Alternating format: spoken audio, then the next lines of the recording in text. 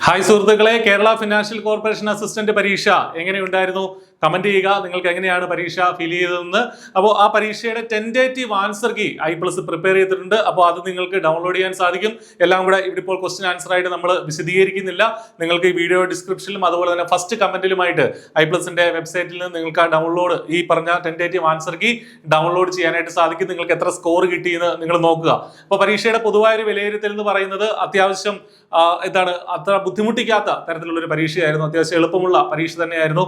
I+ന്റെ പ്രത്യേക സന്തോഷം എന്താണെന്ന് വെച്ചാൽ നമ്മൾ കഴിഞ്ഞ ക്രാഷ് കോഴ്സുകളായിട്ടും അതുപോലെ തന്നെ ഏറ്റവും ലേറ്റസ്റ്റ് ആയിട്ട് നടത്തിയ മാരത്തൺ, കഴിഞ്ഞ ദിവസങ്ങളായിട്ട് നടത്തിയ മാരത്തണിൽ നിന്ന് 25-ലേറെ ചോദ്യങ്ങൾ അതേപടി നമ്മുടെ PSCയുടെ ക്വസ്റ്റ്യൻ പേപ്പറിൽ വന്നു എന്ന് പറയുന്നതിൽ വളരെയധികം സന്തോഷമുണ്ട്. നമ്മുടെ ടീച്ചേഴ്സ് എടുത്ത എഫോർട്ടിനും കഠിനാധ്വാനത്തിനും ഒക്കെ ഫലം കിട്ടിയെന്ന് പറയുന്നതിലും വളരെയധികം സന്തോഷമുണ്ട്. പ്രത്യേകിച്ചും എക്കണോമിക്സിന്റെ ഭാഗം നോക്കുകയാണെങ്കിൽ 10 ചോദ്യങ്ങൾ അതേപടി നമ്മൾ ഡിസ്കസ് ചെയ്ത അതേ ക്വസ്റ്റ്യൻസ് തന്നെയാണ് നമ്മുടെ PSCയുടെ ചോദ്യങ്ങളായിട്ട് എക്കണോമിക്സിന്റെ ഭാഗത്ത് നിന്ന് വന്നിട്ടുള്ളത്. അപ്പോൾ അതൊക്കെ നമ്മുടെ അധ്യാപകരെടുത്ത ഡെഡിക്കേഷന്റെ ഫലമാണ്. തീർച്ചയായിട്ടും കുട്ടികൾ നമ്മളോടൊപ്പം നിന്നതിന്റെ ഫലമാണ്, നിങ്ങളുടെ എനർജിയുടെ ഭാഗമാണ്. അപ്പോൾ നിങ്ങൾക്ക് ടെന്റേറ്റീവ് ആൻസർ കീ നോക്കി എത്ര സ്കോർ കിട്ടിയെന്ന് നോക്കുക.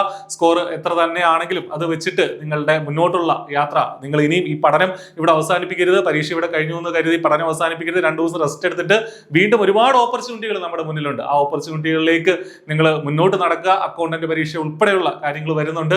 അപ്പോൾ അതിനൊക്കെ I+ നിങ്ങൾക്കൊപ്പം ഉണ്ടാകും. All the best. Thank you.